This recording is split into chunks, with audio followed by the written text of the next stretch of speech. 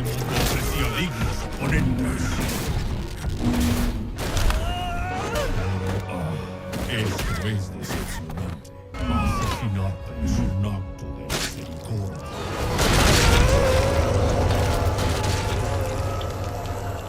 Bienvenidos chicos y chicas, espero que estén bien. Yo soy Mei y hoy les traigo la historia completa de la Bestia de Batalla, ya que es uno de los personajes más queridos por los fans en la historia original, por lo que aprovechando su breve aparición y el hecho de que seguramente tengamos que esperar 10 años para saber de él, les quiero comentar su historia original, donde quizá puedan existir spoilers del show, por lo que si no quieren saber absolutamente nada de lo que ocurre en la historia original en los cómics, les recomiendo que no vean este video. Sin embargo, también les comento que es el mismo caso de The Boys, en el sentido que la historia entre la serie y las historietas cambia demasiado, y una vez advertidos, el nombre real de Battle Beast es Tok, el leonino del planeta Turmoil, que mientras crecía valoraba el combate por encima de todo, convirtiéndolo en el sentido de su vida, y el ser un leonino le da ventajas naturales, sus sentidos son altamente agudos, su visión mejorada le permite ver en la oscuridad plena y sus oídos son tan sensibles que puede escuchar cambios en la presión acústica de hasta menos 10 decibeles,